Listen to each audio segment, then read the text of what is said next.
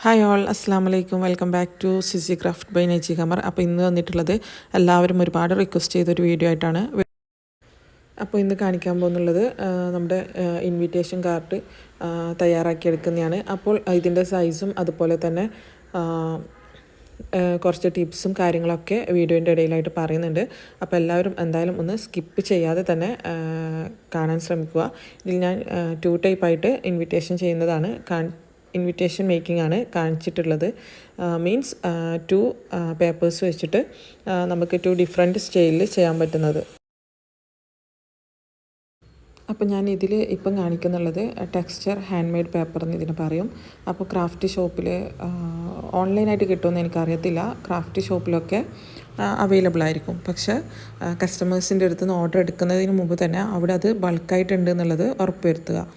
ഇപ്പോൾ നിങ്ങൾക്ക് എത്ര പീസാണോ ചെയ്ത് കൊടുക്കേണ്ടത് അതിനുള്ള മെറ്റീരിയൽസ് ആദ്യം അവൈലബിൾ ആണോ എന്ന് എന്തായാലും ഉറപ്പ് വരുത്തുക. അതിപ്പം കസ്റ്റമർ പറഞ്ഞ ടൈമിൽ പോയിട്ട് നോക്കേണ്ട ആവശ്യമില്ല. അതിന് മുമ്പ് തന്നെ അറിയുന്ന ഷോപ്പിലൊക്കെ അതൊക്കെ ഒന്ന് കണ്ടുവച്ചിട്ട് അവരോട് ജസ്റ്റ് ഒന്ന് സംസാരിച്ചിട്ടൊക്കെ വെക്കാം. ഇല്ലെങ്കിൽ പിന്നെ കസ്റ്റമർ ഓർഡർ വരുന്ന ടൈമിൽ ഞാൻ സ്റ്റോക്ക് മെറ്റീരിയൽ ഉണ്ടോ നോക്കട്ടെ എന്നൊക്കെ പറഞ്ഞു കഴിഞ്ഞാൽ അവർ വെയിറ്റ് ചെയ്യണം എന്നില്ല. അപ്പോൾ ഇതിനു മുമ്പ് ഞാൻ 2 ഇൻവിറ്റേഷൻ ചെയ്തിട്ടുള്ളത് ചാർട്ട് ഉപയോഗിച്ചിട്ടാണ്. നമ്മുടെ തിക്കായിട്ട് കിട്ടുന്ന ചാർട്ട് ഉണ്ടല്ലോ, തിന്നായിട്ടുള്ള ചാർട്ട് വെച്ചിട്ടൊന്നും ചെയ്യാതിരിക്കുക. അപ്പം ഇത് ഒരു പീസിന് 25 റുപ്പീസ് വരുന്നുണ്ട് ഈ ഒരു ചാർട്ടിന്. അതുപോലെ ആ ഒരു ടൈപ്പ് പേപ്പറിന് 30 റുപ്പീസ് പെർ പീസ് അങ്ങനെയാണ് വരുന്നുള്ളത്. അപ്പോൾ നമ്മുടെ ഇൻവിറ്റേഷൻ കാർഡിൻ്റെ റേറ്റ് പറയുമ്പോൾ ഫസ്റ്റ് ഇതൊക്കെ കാൽക്കുലേറ്റ് ചെയ്തിട്ട് മാത്രം പറയുക. അപ്പോൾ ഞാൻ പറഞ്ഞല്ലോ ഫസ്റ്റ് ടൈം ഞാൻ ഈ ചാർട്ട് ഉപയോഗിച്ചിട്ടായിരുന്നു 2 ചെയ്ത് കൊടുത്തിട്ടുണ്ടായിരുന്നുള്ളത്. ഒന്ന് ഒരു മെഹന്തി ഗ്രീനും അതുപോലെ ഒന്ന് റെഡും. അപ്പോൾ നിങ്ങൾ കാണാത്തവരാണെങ്കിൽ ജസ്റ്റ് എൻ്റെ ഇൻസ്റ്റാ കൂടി ഒന്ന് ഫോളോ ചെയ്ത് കഴിഞ്ഞാൽ കൂടുതൽ ഐഡിയാസ് നിങ്ങൾക്ക് കിട്ടുന്നതാണ്. അപ്പോൾ അതിനു വേണ്ടി കട്ട് ചെയ്ത് വെച്ചതായിരുന്നു ഇതൊക്കെ. അത് 200 ഇൻവിറ്റേഷൻ കാർഡായിരുന്നു ചെയ്ത് കൊടുത്തിട്ടുണ്ടായത്. അപ്പോൾ ഇൻവിറ്റേഷനൊക്കെ ചെയ്തെടുക്കുമ്പോൾ ഫസ്റ്റ് ഓരോ പ്രോസസ്സായിട്ട് ചെയ്യുക. ഫസ്റ്റ് ചാർട്ട് കട്ട് ചെയ്തെടുക്കുക, അതിനുശേഷം ഫോൾഡ് ചെയ്യുക, അതിനുശേഷം കാർഡ് കട്ടിങ്, അങ്ങനെ ഓരോ പ്രോസസ്സായിട്ട് ചെയ്യാൻ ശ്രദ്ധിക്കുക. അപ്പോൾ നമുക്ക് കുറച്ചുകൂടി ഈസി ആയിട്ട് ചെയ്യാൻ പറ്റും. അപ്പം ഇത് ഫസ്റ്റ് മൊത്തത്തിലൊന്ന് കട്ട് ചെയ്തിട്ട് എടുക്കുകയാണ് ചെയ്തിട്ടുള്ളത്. അപ്പോൾ ഇത് മുമ്പ് ചെയ്തു കൊടുത്ത ഒരു ഇൻവിറ്റേഷൻ്റെ ബാക്കി പീസാണ്. അപ്പോൾ അത് അങ്ങനെ എടുത്തു വെച്ചിട്ടുള്ളതാണ്. ഇൻഷാല്ലാ ഫ്യൂച്ചറിൽ ഇനി സെയിം ഇൻവിറ്റേഷൻ പറയുമ്പോൾ നമുക്ക് ഇത് വെച്ചിട്ട് ചെയ്യാം. ഇനി ഞാൻ ഈ ഒരു ഇൻവിറ്റേഷനിലേക്ക് എടുത്തിരിക്കുന്ന പേപ്പർ പ്രിൻ്റ് എന്ന് വെച്ചാൽ ഇതൊരു നോർമൽ പേപ്പർ പ്രിൻ്റ് അല്ല. ഇത് നമ്മുടെ ഷൈനിങ് ആയിട്ടുള്ള അതുപോലെ സെൻറ്റഡ് ആയിട്ടുള്ള പേപ്പർ പ്രിൻ്റാണ്. ഇതിന് 80 പെർ പീസ് വരുന്നുണ്ട്. അല്ലാന്നുണ്ടെങ്കിൽ നമ്മുടെ നോർമൽ ഷീറ്റ് വെച്ചിട്ട് നമുക്ക് ചെയ്യാൻ പറ്റുന്നതാണ്. നോർമൽ ലേസർ പ്രിൻ്റ് ഉണ്ടല്ലോ അതിൽ ചെയ്യാൻ പറ്റുന്നതാണ്. അതാവുമ്പോൾ നമുക്ക് 30 റുപ്പീസ് പെർ പീസ് കിട്ടുന്നതാണ് നമ്മൾ തന്നെ ഡിസൈൻ ചെയ്ത് കൊടുക്കുകയാണെങ്കിൽ. അല്ലെങ്കിൽ പിന്നെ ഡിസൈനിങ് ചാർജ് എക്സ്ട്രാ വരും. അപ്പോൾ ഇതാകുമ്പോൾ 80 റുപ്പീസ് ഉണ്ട് ഒരു കാർഡ് ഒരു ഷീറ്റിൻ്റെ മുകളിൽ.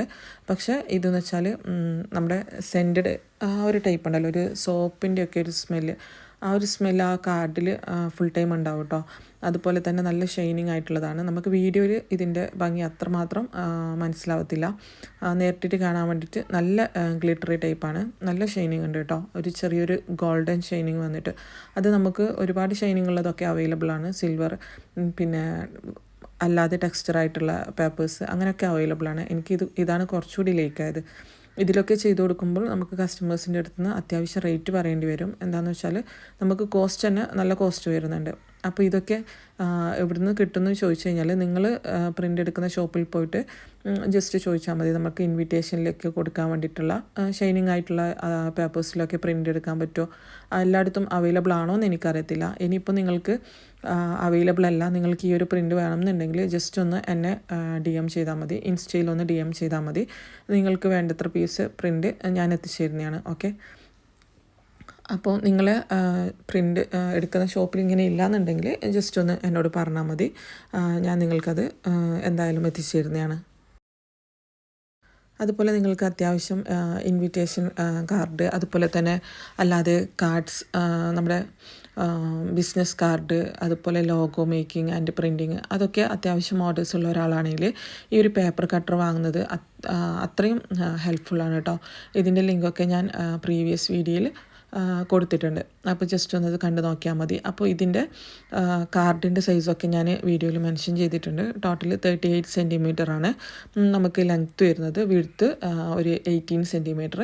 അതുപോലെ സ്പ്ലിറ്റ് ചെയ്യുന്നത് 15 സെൻറ്റിമീറ്റർ, 50 സെൻറ്റിമീറ്റർ, 8 സെൻറ്റിമീറ്റർ അങ്ങനെ വെച്ചിട്ടാണ്.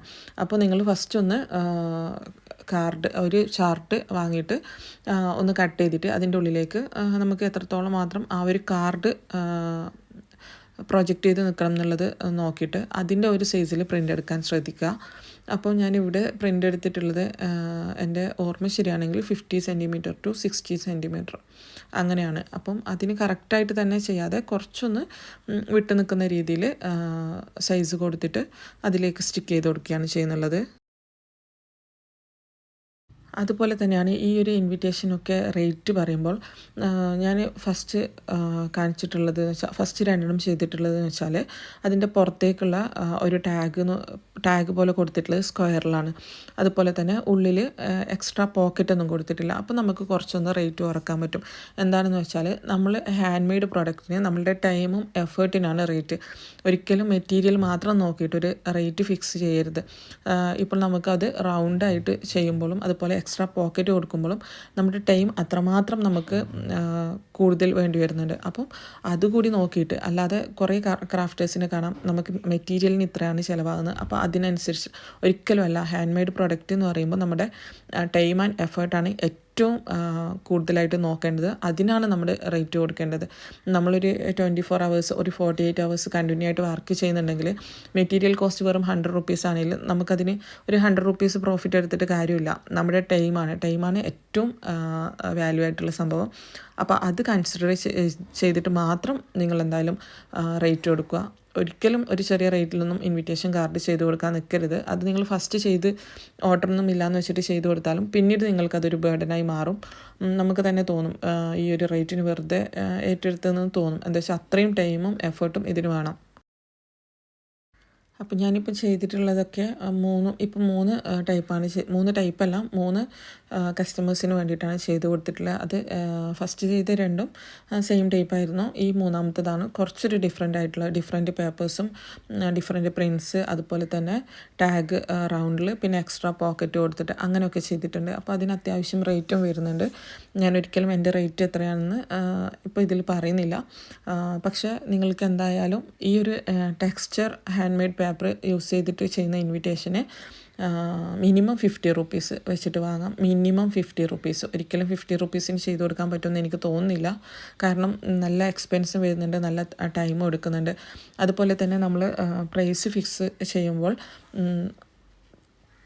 നമ്പേഴ്സും കൂടി കൺസിഡർ ചെയ്യുക. ഇപ്പം ഒരു ഫോർ എക്സാമ്പിൾ ഒരു കസ്റ്റമർ ഒരു 50 കാർഡ്സാണ് പറയുന്നതെങ്കിൽ നിങ്ങളൊരു 50 rupeesആണ് പറഞ്ഞതെങ്കിൽ പിന്നെ ഒരു 600, 500 അല്ലെങ്കിൽ 300 കാർഡ് വാങ്ങുന്ന ഒരു കസ്റ്റമറിനും സെയിം റേറ്റ് പറയരുത്. അവർക്ക് എന്തായാലും ഒന്ന് കുറച്ചിട്ട് പറയുക. ഇപ്പോൾ ഫോർ എക്സാമ്പിൾ ഒരു കാർഡിന് 50 rupees ആണെങ്കിൽ 50 കാർഡിന് 50 rupees ആണെങ്കിൽ പെർ കാർഡ് ഒരു 300-200 കാർട്ട് ചെയ്യുമ്പോൾ ഒരു 40 rupees, ഒരു 38 rupees അങ്ങനെ ചെയ്ത് കൊടുക്കുക. എന്താണെന്ന് വെച്ചാൽ നമുക്ക് അത്യാവശ്യം നമ്മുടെ പ്രോഫിറ്റ് അതിൽ കവറായി പോയിക്കോളും. എപ്പോഴും കുറച്ച് നമ്പേഴ്സ് ചെയ്യുമ്പോൾ നമുക്ക് പ്രോഫിറ്റ് തീരെ കുറവായിരിക്കും. അതുപോലെ തന്നെയാണ് നമ്മുടെ റിട്ടേൺ ഗിഫ്റ്റിൻ്റെ കാര്യമാണെങ്കിലും അതുപോലെ നെയിം സ്ലിപ്പ് ഒക്കെ അങ്ങനെയാണ്. നമുക്ക് നമ്പേഴ്സ് കൂടുമ്പോൾ ജസ്റ്റ് ഒന്ന് അഡ്ജസ്റ്റ് ആക്കി കൊടുക്കുന്നതിന് കുഴപ്പമില്ല. അപ്പം ഇതൊക്കെ ശ്രദ്ധിച്ചിട്ട് വേണം നിങ്ങൾ പ്രൈസ് ഡിസൈഡ് ചെയ്യാൻ വേണ്ടിയിട്ട്.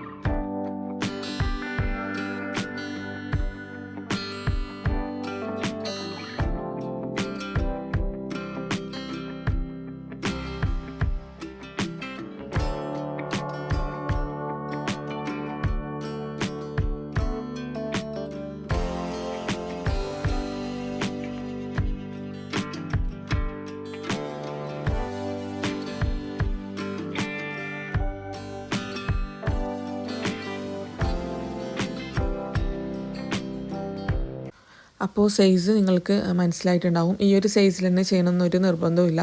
ഞാൻ ഇവിടെ ചെയ്തിട്ടുള്ളത് ഈ ഒരു സൈസിലാണെന്ന് മാത്രമേ ഉള്ളൂ.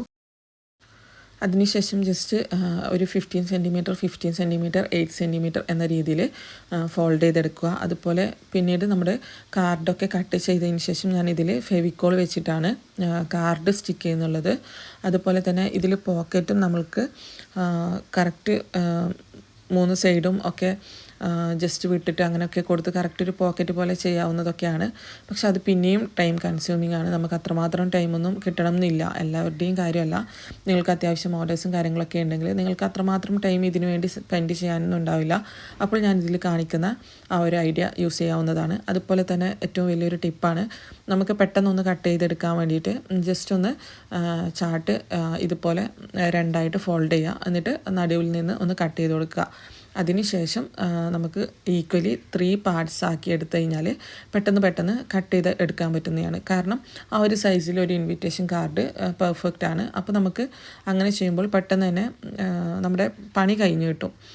നമുക്ക് കുറച്ചുകൂടി ടൈം സേവ് ചെയ്യാൻ പറ്റും. ഇങ്ങനെ ആക്കിയിട്ട് ചെയ്യുമ്പോൾ പിന്നെ നമുക്ക് താഴെയൊന്നും ഇരുന്ന് ചെയ്യണമെന്നില്ല. ടേബിളിൽ വെച്ചിട്ട് തന്നെ പെട്ടെന്ന് കട്ട് ചെയ്തെടുക്കാൻ പറ്റും.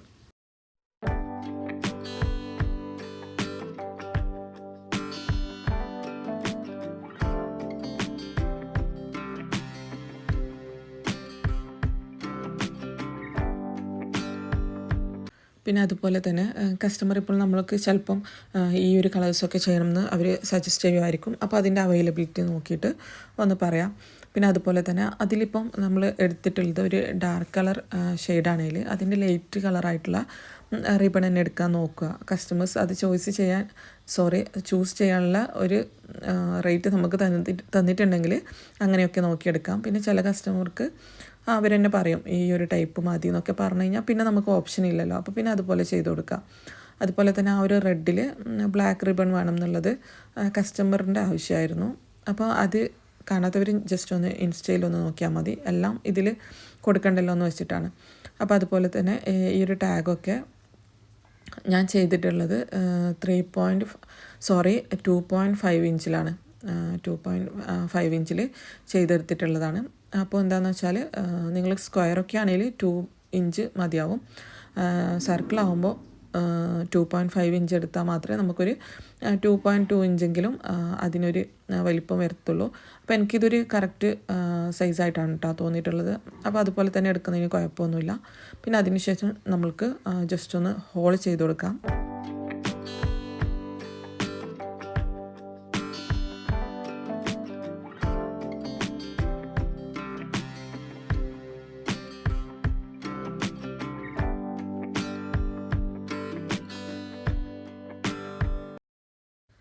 ഇനി ഇപ്പോൾ ഞാൻ പറഞ്ഞതുപോലെ നമുക്ക് ഇതിലേക്കൊരു പോക്കറ്റ് കൊടുക്കണം. അപ്പോൾ ഞാൻ എടുത്തിട്ടുള്ളത് 5.5 ഇഞ്ച്, അതുപോലെ 4 ഇഞ്ച് ഹൈറ്റും വീഴ്ത്തും അങ്ങനെയാണ് എടുത്തിട്ടുള്ളത്. അപ്പോൾ ഞാൻ കുറച്ചുകൂടി എനിക്ക് ഈസി ആയിട്ട് ചെയ്യാൻ വേണ്ടിയിട്ട് ഇത് ഇവിടെ ഫോം ബോർഡ് ഉപയോഗിച്ചിട്ട് ജസ്റ്റ് സ്റ്റിക്ക് ചെയ്ത് കൊടുക്കുന്നതാണുള്ളത്. അപ്പോൾ നല്ല പോക്കറ്റ് പോലെ തന്നെ നിന്നോളും. ഒരു ബോറും ഒരു കാര്യങ്ങളൊന്നുമില്ല. അപ്പോൾ നിങ്ങൾക്കും വേണമെങ്കിൽ ഈ ഒരു രീതി ചെയ്യാവുന്നതാണ്. ഇല്ലയെന്നുണ്ടെങ്കിൽ പിന്നെ നമ്മളെ പോക്കറ്റ് ടൈപ്പ് 3 വശവും സൈഡൊക്കെ ഒന്ന് ഫോൾഡ് ചെയ്തിട്ട് ആ ഒരു പോക്കറ്റ് ടൈപ്പ് ഉണ്ടാവുമല്ലോ, അതുപോലെ ചെയ്ത് കൊടുക്കാവുന്നതാണ്. എനിക്ക് കുറച്ചുകൂടി പെട്ടെന്ന് ചെയ്ത് തീർക്കണം, അതുപോലെ കുറച്ചുകൂടി ഈസി ആയിട്ടുള്ള മെത്തേഡ് നോക്കിയതാണ്. ഫസ്റ്റ് ഒന്ന് ഫ്ലക്സ് ക്യൂക്കൊക്കെ വെച്ചിട്ട് ചെയ്ത് നോക്കുന്നുണ്ട്. അത് പിന്നെയും ടൈം കൺസ്യൂമിങ് ആണ്. എന്താണെന്ന് വെച്ചാൽ നമുക്ക് അത് സ്റ്റിക്ക് ചെയ്ത് നിൽക്കാൻ വേണ്ടിയിട്ടുള്ള കുറച്ച് ടൈമൊക്കെ ഉണ്ടല്ലോ. അപ്പം അതിനേക്കാളും കുറച്ചുകൂടി എനിക്ക് എളുപ്പമായിട്ട് തോന്നിയിട്ടുള്ളത് ഈ ഒരു ഫോം സ്റ്റിക്ക് അല്ലെങ്കിൽ ഡബിൾ സ്റ്റിക്കൊക്കെ യൂസ് ചെയ്യാം കേട്ടോ. ഞാൻ ലാസ്റ്റ് ആകുമ്പോൾ ഡബിൾ സ്റ്റിക്കൊക്കെ യൂസ് ചെയ്തിട്ടുണ്ട്, യാതൊരു പ്രശ്നവുമില്ല. അപ്പം അങ്ങനെ യൂസ് ചെയ്യാം. പിന്നെ ഈ ഒരു പേപ്പർ നമ്മൾ സെലക്ട് ചെയ്യുമ്പോഴുള്ള ഒരു പ്രോബ്ലം എന്താണെന്ന് വെച്ചാൽ ഇതിലിപ്പോൾ ഏതൊരു ടൈപ്പ് ഗ്ലൂ ആണെങ്കിലും സ്റ്റിക്ക് ചെയ്യാൻ കുറച്ചൊന്ന് ടൈം എടുക്കും. അതുമാത്രമല്ല ഇപ്പോൾ ഇതുപോലെ ഫോം സ്റ്റിക്ക്, അതുപോലെ ഡബിൾ സൈഡ് ടാപ്പൊക്കെ ആണെങ്കിലും അത്രമാത്രം നമുക്ക് സ്റ്റിക്ക് ചെയ്ത് നിൽക്കത്തില്ല കേട്ടോ. കുറച്ചൊരു സ്റ്റിക്ക് ചെയ്ത് നിൽക്കുന്നത് ഒരു കുറവാണ്. പിന്നെ ജസ്റ്റ് ഒന്ന് അഡ്ജസ്റ്റ് ചെയ്ത് കൊടുക്കുക അത്രമാത്രം. ഈ ഒരു ടൈപ്പ് പേപ്പേഴ്സൊക്കെ ആകുമ്പോൾ അങ്ങനെ മാത്രമേ ചെയ്യാൻ പറ്റത്തുള്ളൂ.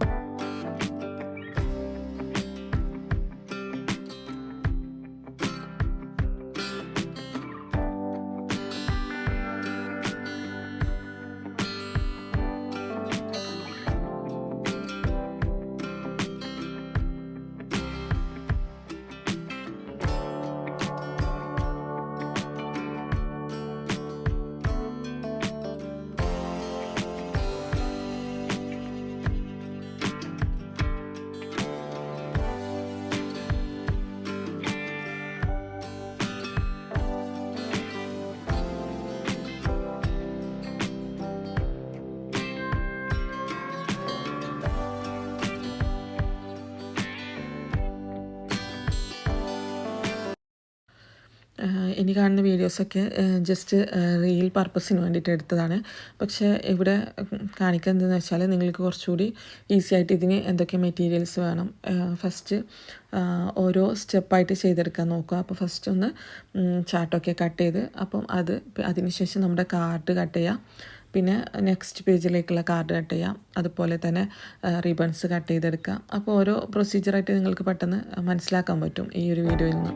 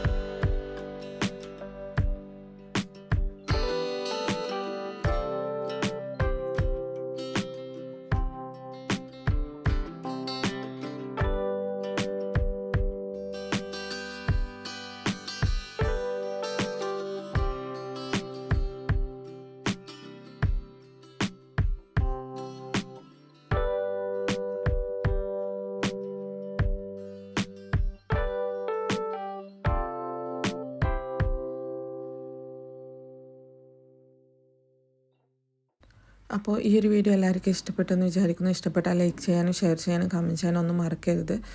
പ്ലീസ് ഒന്ന് സപ്പോർട്ട് ചെയ്യണം. എന്താണെന്ന് വെച്ചാൽ എങ്കിൽ മാത്രമേ എനിക്ക് ഇൻഷാല്ലാ ഇനിയും ഇതുപോലെ യൂസ്ഫുൾ ആയിട്ടുള്ള വീഡിയോസായിട്ട് വരാൻ പറ്റൂ. വ്യൂസൊക്കെ വളരെ കുറവാണ്. അപ്പോൾ നിങ്ങളൊന്ന് ഷെയർ ചെയ്ത് കൊടുക്കുകയൊക്കെ ചെയ്യുകയാണെങ്കിൽ കുറച്ചുകൂടി വ്യൂസൊക്കെ കൂടാൻ ചാൻസ് ഉണ്ട്. അപ്പോൾ പിന്നെ എനിക്ക് വീഡിയോ ചെയ്യാനുള്ള ഇൻട്രസ്റ്റും കുറച്ച് കൂടും. അപ്പോൾ എല്ലാവരും ഒന്ന് മാക്സിമം സപ്പോർട്ട് ചെയ്യുക. ഞാൻ നിങ്ങൾക്ക് യൂസ്ഫുള്ളായിട്ടുള്ള വീഡിയോനെ പെട്ടെന്ന് ചെയ്യാൻ ശ്രമിക്കാം ഇൻഷാല്ലാ. അപ്പോൾ take care, bye bye, thanks for watching.